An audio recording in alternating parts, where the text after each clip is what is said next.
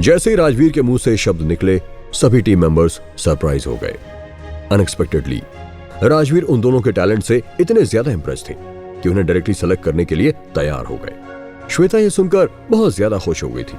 वो मुस्कुराते हुए बोली, पापा देखा, मैंने कहा था ना कि मैं पावरफुल लोगों को खोज सकती हूँ, लेकिन आपको अभी भी मुझ पर भरोसा नहीं है। मुझे पता है। मास्टर देबू धीरे से मुस्कुराए और बोले, हम दोनों आपकी स्पेशल फोर्सेस को ज्वाइन करेंगे या नहीं, ये एक्चुअली पुष्कर के ऊपर डिपेंड करता है। अगर वो भी आपकी फोर्सेस को सेलेक्ट करते हैं तो हम भी अपनी पूरी जी जान लगाकर स्पेशल फोर्सेस को जिताने की कोशिश करेंगे। हाँ, हम पुष्कर के कहने पर ही चलते हैं। अगर वो कहेंगे रुको तो हम रुकेंगे, अगर वो कहेंगे कि यहां से जाना है तो हम चले जाएंगे। मास्टर जग्गी बोला। पुष्कर? डायरेक्टर राजवीर ये सुनकर थोड़ा हैरान थे। उन्होंने इस नाम का जिक्र पिछले कुछ समय में बहुत ज्यादा सुना था। क्या ये वही पुष्कर है जो पिछले कुछ समय से लाइमलाइट में है? क्या वह भी यहाँ आया हुआ है? अक्षिता ने पूरी टीम को चारों तरफ से देखा, ये ढूंढने के लिए कि ये पुष्कर कहाँ था। श्वेता तुरंत दौड़ते हुए टीम मेंबर्स की तरफ गई और पुष्कर, जो नहीं आना चाहता था, उसको खींचकर बाहर ले आई। हर कोई पुष्कर को देखकर निराश हो गया। क्या यही है पुष्कर? ये तो कोई स्टूडेंट लग रहा है। क्या सचमुच वही पुष्कर है?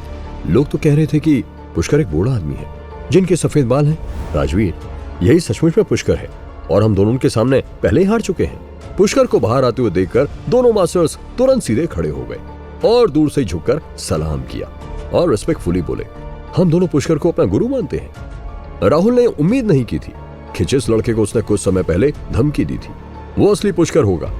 राहुल ने तुरंत मुस्कुराते हुए कहा, क्या सचमुच यही पुष्कर है? मैंने तो सुना है कि पुष्कर एक बहुत ही ताकतवर इंसान है, तो क्यों ना हम आज के चैलेंज में इसकी परफॉर्मेंस भी देख लें। अगर कोई भी इसका ओपोनेंट बनने को तैयार नहीं है तो मैं आकर इससे दो हाथ कर सकता हूँ। क्या तुम सचमुच पुष्कर को चैलेंज करना चाहते हो? श्वेता का चेहरा इस वक्त मायूस हो गया था। पूरी भीड़ में सवाल करने वाली वो पहली थी। अक्षिता ये सुनकर मुस्कुराई और बोली, मेरी प्यारी बहन, तुम यहाँ पर थोड़ी गलत हो।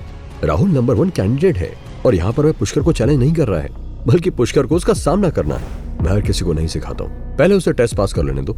अगर उसकी ताकत 1000 किलोग्राम पंच करने की नहीं हुई तो वो मेरे सिखाने के काबिल ही नहीं होगा। Shweta, I am sorry to disappoint you. Pushkar आगे बढ़ा और उसने टेस्ट मशीन पर एक मुक्का मारा। मशीन पर तुरंत नंबर की कैलकुलेशन होने लगी और अचानक मशीन 200 किलोग्राम पर रुक गई। जब सभी ने इसे देखा तो वह जोर जोर से हंसने लगे। अरे केवल 200 ही नंबर आया, 201 कर देता, शगुन हो जाता। अक्षिता ने भी ये देखकर अपना सिर हिलाया। इतनी ताकत के साथ तो ये यहाँ पर मैच देखने के लिए भी क्वालिफाइड नहीं है। डायरेक्टर राजवीर ने भी श्वेता की तरफ डिसअपॉइंटमेंट के साथ देखा। उसने पुष्कर को कुछ नहीं कहा, बल्कि उल्टा उसे तो पुष्कर पर बहुत ज्यादा दया आ रही थी। पुष्कर ने अपने कंधे झटके और चुपचाप चलते हुए एक कोने में खड़ा हो गया। जब दोनों मास्टर्स ने पुष्कर को जाते हुए देखा तो वो भी तुरंत चलते हुए बाहर निकल गए और एक कोने में खड़े हो गए। बस बहुत हुआ, क्या तुम्हें दिख नहीं रहा कि यहाँ पर क्या हो रहा है? पहले ही तुमने सबका बहुत समय बर्बाद कर दिया है। जब ये पूरा इवेंट खत्म हो जाए तो दोस्तों को लेकर इस वेयर हाउस से तुरंत निकल जाना। डायरेक्टर राजवीर ने अपना हाथ गुस्से से हिलाते हुए श्वेता को वहां से जाने को कहा। इस वक्त मैदान पर फाइनल चैलेंज शुरू हो चुका था। श्वेता ये सब देखकर लगभग रोने ही लगी थी। वह गुस्से से पुष्कर को देखते हुए उसके पास आई और चुपचाप बैठ गई। वह भी अपने मन में सोच रही थी कि वह कैसे पुष्कर को सीरियसली ठेस देने के लिए मना सकती थी। पुष्कर, तुम मेरे साथ ऐसा कर सकते हो? तुम बहुत बुरे हो। श्वेता इस वक्त पुष्कर को जोर से मारना चाहती थी, लेकिन साथ ही साथ वह डरी हुई भी थी कि कहीं पुष्कर सच में गुस्सा ना हो जाए। पुष्कर ने मैदान की ओर देखा जहां चैलेंज कंपटीशन चल रहा था और एक गहरी आवाज में बोला, तुमने भी तो कस्टम को फोन करके मुझे जबरदस्ती यहां बुलाया था। तब क्या तुम बहुत अच्छी थी? और वैसे भी तुमने मुझे केवल यहां किसी से मिलने के लिए बुलाया था, है ना? अब मैं जब उनसे मिल चुका हूं तो मेरा वादा पूरा हुआ। तुम स्पेशल फोर्सेस को क्यों नहीं ज्वाइन करना चाहते? पूरे देश के सभी महान फाइटर भी यहां आने के लिए तरसते हैं। तुम पूरे देश में सबसे ज्यादा इज्जत यहां से पा सकते हो।